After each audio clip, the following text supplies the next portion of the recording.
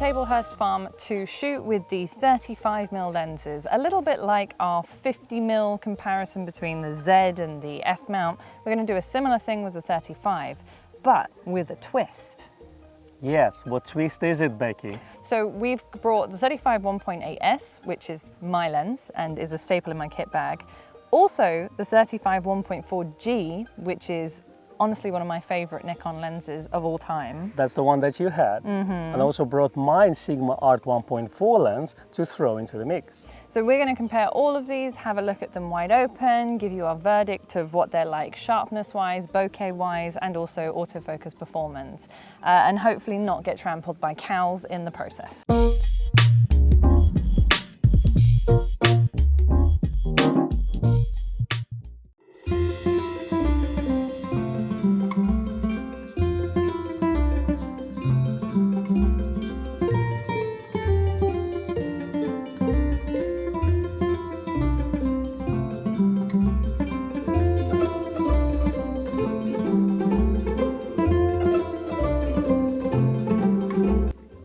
In terms of size comparison, the Sigma Art is the heaviest of all three of these lenses. The S lens is actually the lightest, which is expected. The Sigma Art is actually heavier than the 1.4G with the FTZ on, just based on it being in my hands. I haven't put it on a scale, but this definitely feels chunky, and they're quite well known for being heavy pieces of glass. Now, the 35 1.4G size-wise is very similar without the FTZ to the 35 1.8S. Of course, it's thicker, it's 67 instead of 62, and it's got a lot more going on in it. I'm going to do some image comparisons. Let's see what happens.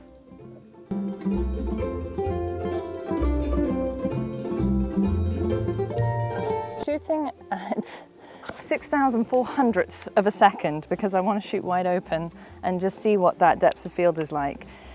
I love the 35 1.4G for the rendering, so I'm going to see what it looks like on this. Where's my assistant when I need them? He's holding the gimbal with the camera while recording you changing. I have so much dust on You're my doing great, Becky. You're doing great. Thank you, my cheerleader. Okay, exactly the same spot. I haven't moved my feet. I'm just going to take the same picture at 1.8. Definitely slower to focus.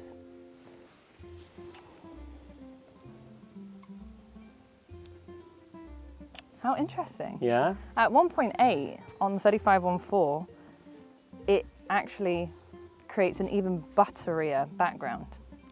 Okay. Like less definition in the background, which is good. I like that. Do 1.4. Okay, let's do 1.4.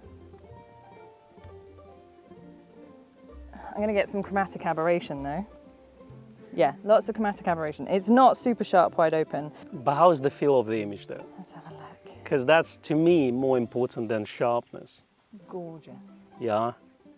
For our viewers, they might not necessarily see an appreciable difference, but I see a slight difference. Now I'm going to try the Sigma Art. All right. Do you want to cover yourself in the bokeh and just fall asleep in it? Yeah. Yeah? Is that what it is? Exactly. Okay. It's that feeling that I get from it. All right, let's try the Sigma.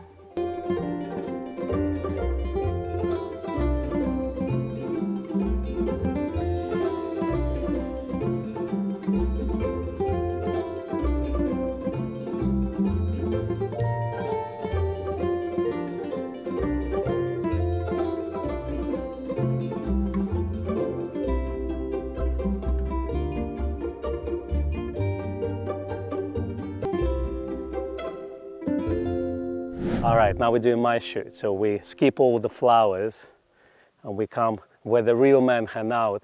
No one knows what real man is, but I see this, I see Lumberjack, I'm thinking putting my leg like this and getting an axe, you know? And so a flannel shirt. Exactly, and a flannel shirt. So what we're gonna do is we're gonna take some shots, I'm gonna form my opinion, and then we're gonna compare.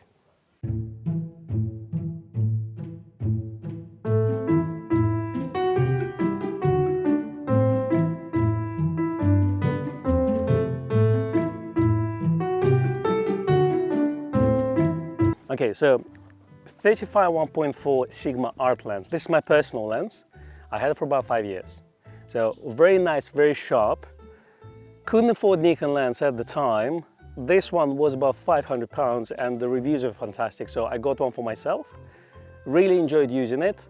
One thing I did find that wide open focusing was hit and miss sometimes.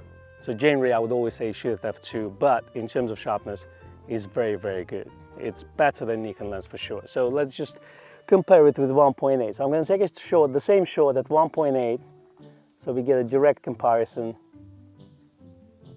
So you see, the focusing is not as snappy. I see what you mean, yeah, like it's got a built-in autofocus motor, but it's not as smooth as f-mount 1.4 lens. It does feel a little bit like it's kind of jerky in a way. So I have Becky's 35 1.4G Nikon lens. You know why I know it's Becky's lens? You know why? Doesn't have a lens hood on it. Exactly, exactly. All right, let's do the same test. So I'm going to shoot at 1.8 first. How's it focusing? I would say smoother than Sigma. It's not as fast as the native Z class. Okay, so first thing, sharpness. Okay, that lens is definitely sharper at 1.8 than 1.4. Splitting hairs, really. I would say Sigma 1.4 at 1.8 is basically, this has the same sharpness as Z 35 1.8 at 1.8. The Nikon one at 1.8 is just slightly less sharp. We're splitting hairs here, really. But overall, yeah, I'm just looking at the shots. That's what it is. But I want to check also the rendering as well. So let's just see what we get with those lenses. So looking at the bokeh, and we're looking at the second part of the image, which is basically autofocus. So Nikon 1.4 is the winner here. It's definitely, the depth field looks more shallow, more battery in a way. The next one up is actually Z lens and then Sigma. So if you're a bokeh enthusiast and you like the smooth battery bokeh, then 1.4G Nikon lens is the winner clearly. Then would be Z lens, then would be Sigma lens. Here you go.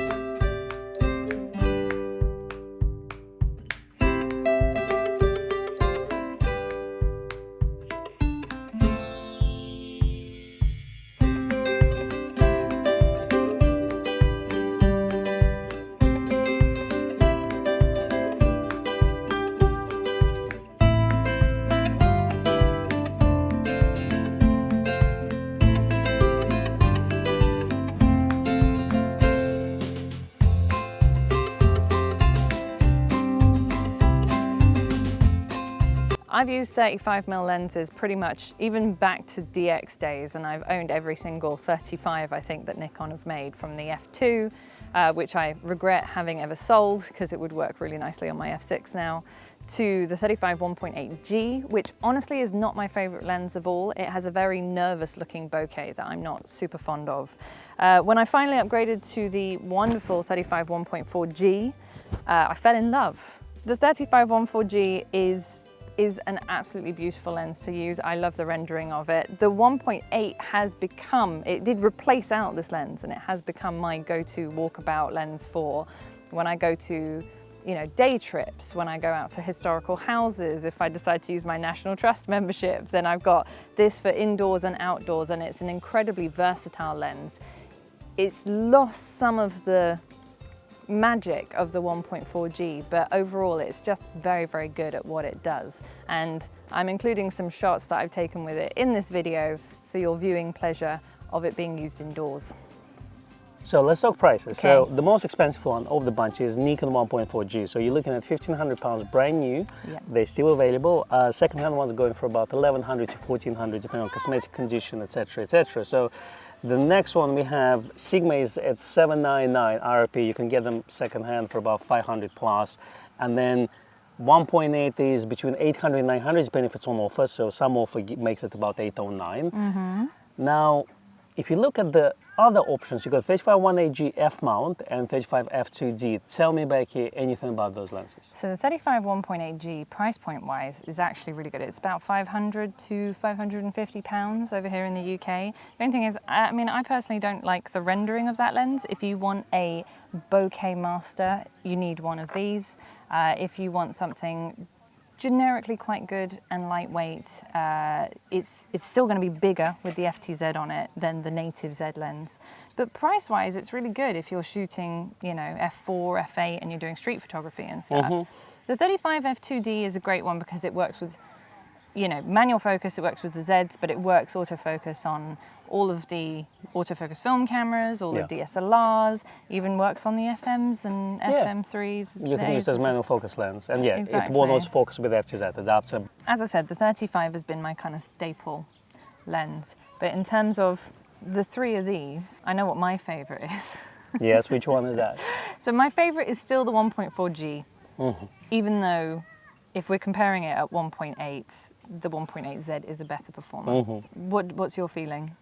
It's a difficult one because if you do street photography, then just get a native 35-1A. It's brilliant for that. You're going to shoot wide open rarely because you're probably going to set it to something like from 5.6 to f11, you know, for street style photography. So depending what type of photography you do, but I would say native lens is good for this type of shots. Now, if you're going to go creative, you need 1.4 focal distance, then on a budget, Sigma Art is a fantastic choice just because it's based on sharpness. It's one of the sharpest lenses really, so among the 35, and it compares with 35-1.8.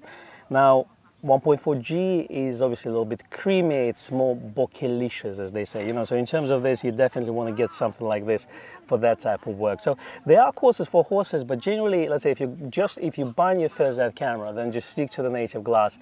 If you want to look at other options, then consider those. And of course, there's also 35-1.4 AIS version. I think personally, if you are going to be switching between Zs and maybe you've got an f6 like me, or maybe you've got a DSLR that you're running at the same time, then it does make sense to have an F mount lens instead of a Z mount lens.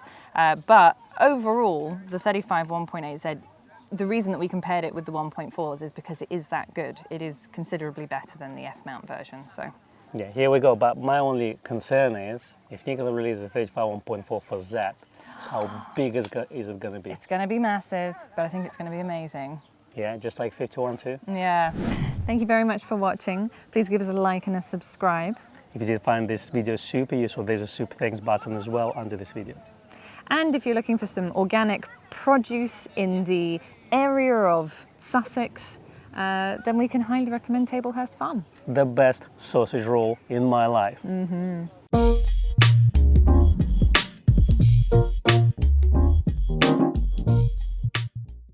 I finally found out what true love was with. No, just kidding.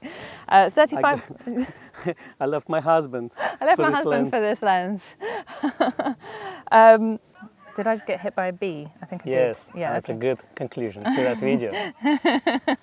Be aware. Yeah. What do you do with a sick bee is the punchline. Yes. You take it to the hospital. Good.